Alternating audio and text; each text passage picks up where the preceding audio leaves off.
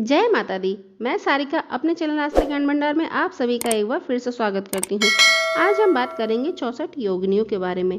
आपने अष्ट या 64 योगिनियों के बारे में सुना होगा, कुछ लोग तो इसके बारे में जानते भी होंगे। दरअसल ये सभी आदि शक्ति माँ काली का अवतार हैं। घोर नामक दैत्य के साथ युद्ध करते हुए माता ने ये अवतार लिए थे। यह भी माना जाता है कि यह सभी माता पार्वती की सखियां हैं। इन 64 देवियों में से 10 महाविद्याएं और सिद्ध विद्याओं की गणना भी की जाती है। ये सभी आद्या शक्ति काली के ही भिन्न भिन्न अवतारी अंश हैं। 64 योगिनियों का उल्लेख पुराणों में मिलता है, जिनकी अलग अलग कहानियां हैं।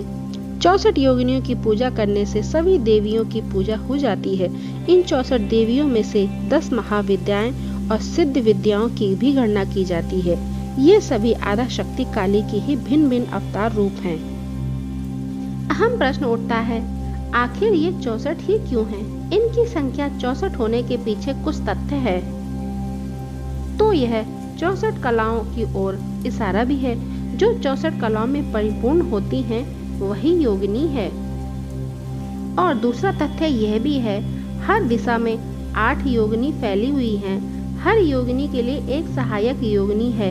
इस हिसाब से हर दिशा में 16 योगिनियां हुई, तो 4 दिशाओं में 64 योगिनियां हुई। माना जाता है योगिनी की साधना करने से पूर्व भगवान शिव या माँ काली की आराधना करनी आवश्यक होती है। सभी योगिनियां अपने गुण में विशेष योग्यता रखती हैं। कुछ नृत्य में पारंगत हैं, कुछ धनुष लिए हैं, कुछ संगीत वादन कर रही हैं, कुछ खून तथा मदिरा पान कर रही हैं। अधिकतर ने बहुत से आभूषण पहने हैं और केस भी सुसज्जित हैं। कुछ के सर शेर और सूकरों के हैं और देह इंसानों की है। योग संपदा संपन्न का नाम योगिनी है। हिमालय की अधिष्ठात्री देवी पर्वतों में, झरनों में, नदी किनारे विद्यमान रहती हैं।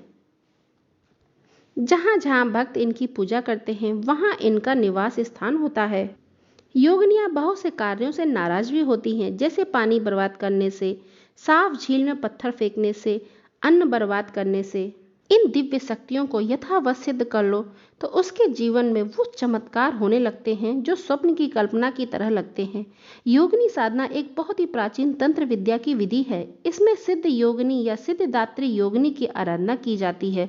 इस विद्या को कुछ लोग द्वितीय दर्जे की आराधना मानते हैं, लेकिन ये सिर्फ एक भ्रांति है। योगिनी साधना करने वाले साधकों को बहुत ही आश्चर्यजनक लाभ होता है। हर तरह के बिगड़े कार्यों को बनाने में इस साधना से लाभ मिलता है। मां शक्ति के भक्तों को योगिनी साधना से बहुत जल्द और काफी उत्साहवर्धक परिणाम प्राप्त होते हैं। आमतौर पर हिंदू मंदिर वर्गाकार होते हैं। अधिकतर मंदिरों में ईश्वर का मुख पूर्व दिशा की ओर होता है, लेकिन योगिनी मंदिरों में ईश्वर का मुख हर दिशा की ओर है। हालांकि कुएं जैसे इन संरचनाओं का प्रवेश द्वार पूरब की ओर ही है। मंदिर की आम पहचान गुंबद है। वास्तव में इन मंदिरों की तो कोई छत ही नहीं है। उड़ीसा की हीरापुर तथा रानीपुर की योगिनी मंदिरों की अंदरूनी दीवारों पर योगिनियों की प्रतिमाएं हैं। सभी का मुख केंद्र में बने मंदिर की ओर है।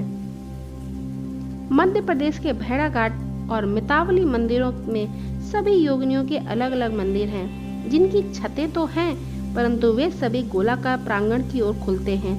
योगिनियों की प्रतिमाएं हीरापुर, रानीपुर तथा जबलपुर के मंदिरों में अच्छी हालत में हैं। खजुराहो के मंदिर में केवल 3 प्रतिमाएं बची हैं, जबकि मुरैना के मंदिर में कोई प्रतिमा नहीं है।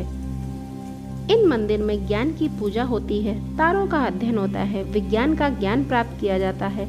इन सभी गोलाकार संरचनाओं के बीच केंद्रीय मंदिर है।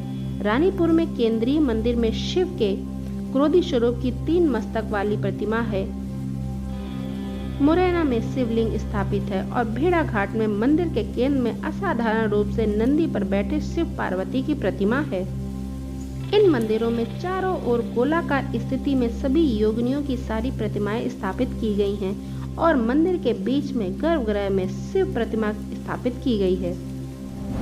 देवी दुर्गा ने स्वयं मातृकाओं की रचना की है। इनमें से 7 देवी शक्तियों को संबंधित देवों के ही नारित्व रूप माना गया है। ये 7 देवियां अपने अपने पतियों के वाहन तथा आयुध के साथ यहाँ उपस्थित हैं। 8वीं मातृका स्वयं माँ काली, हर एक मातृका की सहायक 8 शक्तियाँ हैं, इसीलिए इनकी संख्या 64 है।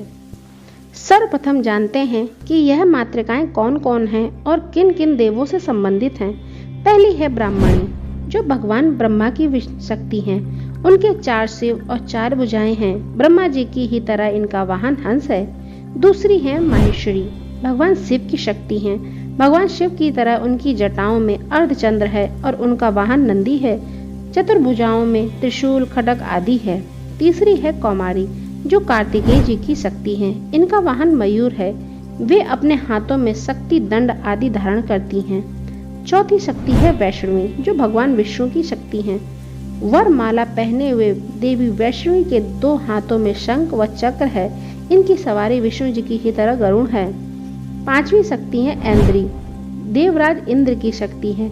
ये अपने ही वाहन हाथी पर विराजमान होकर वज्र धारण करती हैं।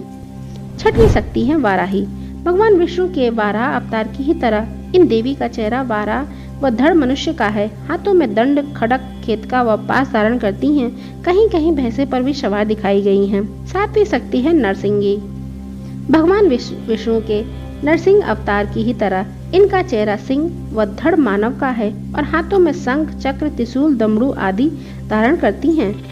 आठवीं शक्ति माँ काली है। अंत में आती है माँ काली, जिन्हें चामुंडा के नाम से भी जानते हैं। एकमात्र वे ही ऐसी मातृका हैं जिन्हें किसी भी देव की स्त्री शक्ति अवतार के रूप में प्रस्तुत नहीं किया जाता है। रौद्र मुख मुद्रा वाली यह देवी के हाथों में कपाल, सूर, नरमुंड तथा अग्नि है। इनका वाहन सियार है। आइए जानते हैं योगिनी दशाओं के प्रकार के बारे में। योगिनी दशाएं 8 प्रकार की होती हैं। इनके भी अधिपति ग्रह होते हैं, जैसे मंगला, पिंगला, धान्या, भ्रामरी, भद्रिका, उल्का, सिद्धा, संकटा। नवरात्र के समय इन योगिनियों की पूजा बहुत ही फलदायी मानी जाती है। समस्त योगिनियां अलौकिक शक्तियों से संपन्न होती हैं।